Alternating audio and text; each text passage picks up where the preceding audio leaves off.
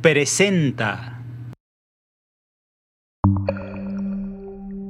al doctor Pablo Moctezuma Barragán.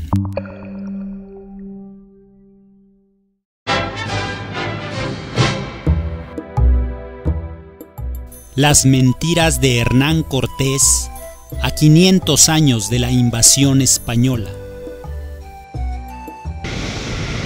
A 500 años de la invasión española y de haber sufrido 3 siglos de colonialismo, hoy en el siglo XXI estamos sufriendo los embates del neocolonialismo.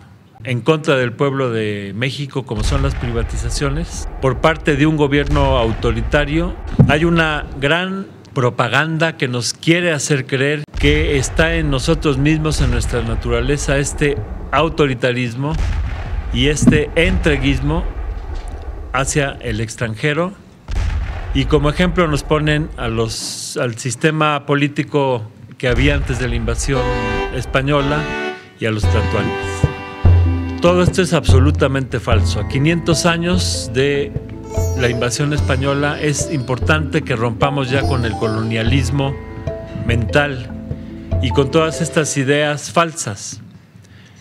El tlatoani no era el que mandaba, no era un rey, no era un emperador. Siempre se nos habla de los emperadores, los reyes. Estas eran instituciones europeas. Aquí el sistema era muy diferente. Aquí el máximo mando lo tenía un consejo llamado Tlactocan. Este consejo tenía 2 funcionarios, el tlatoani y el cihuacóatl. El tlatoani era el que hacía valer las disposiciones del consejo hacia el exterior y el cihuacóatl hacia el interior.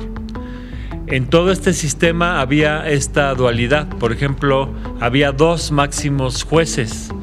Uno era el Huitznatlailo y otro el Tizociahuacatl. Había 2 máximos jefes del ejército. Uno era el Tlacatecat, que era el encargado de los hombres, de los soldados, y otro el Tlacochtcalcat, que era el encargado de las armas. A nivel espiritual había 2 dirigentes espirituales, uno encargado de Tlaloc y otro de Huitzilopochtli. Entonces en todo había esta dualidad. El mando unipersonal, eso viene de Europa. Entonces el autoritarismo, esta imposición de una gente que manda por sí y ante sí, viene de los europeos, no es parte de nuestra herencia. Aquí no había reyes ni había una monarquía. Había calpulis, cada quien se especializaba en determinada actividad, y uno de los calpulis que agrupaba familias era donde se elegían los tlatoanis, que no eran reyes. Por ejemplo, Cuauhtémoc era sobrino nieto de Cuitláhuac. Cuitláhuac era medio hermano de Moctezuma Xocoyotzin. Moctezuma Xocoyotzin era sobrino de Ahuizotl.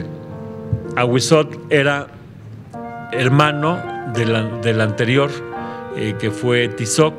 Tizoc era hermano de su antecesor Axayácat. Axayácat era nieto de Moctezuma y Huilcamina, de modo que podemos ver que podía suceder al tlatoani un sobrino, un nieto, un hermano, un hijo, en fin, cualquier miembro del clan podía ser electo para ser tlatoani, y eran electos por sus méritos. Nada más distinto a la monarquía europea, donde había el mayorazgo, donde el hijo mayor era el que le correspondía el trono. Entonces es importante que rompamos con este colonialismo mental y que vayamos conociendo nuestras propias instituciones. A 500 años de la invasión española, pues no es justo que sigamos desconociendo de nuestras culturas que durante miles de años lograron aquí una gran organización en un territorio donde incluso no existía la propiedad privada, y la base era el calpulli, que cobijaba a todos los miembros de la sociedad agrupada en grandes familias. Conozcamos nuestra historia, conozcamos nuestras raíces y rompamos ya con el eurocentrismo y con todas estas mentiras que se están propagando desde la invasión europea.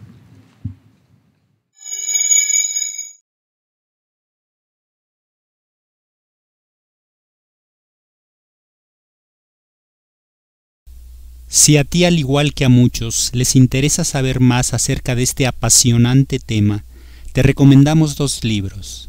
El primero se llama Moctezuma y el Anáhuac, una visión mexicana. El segundo, Glifos de la Ciudad de México.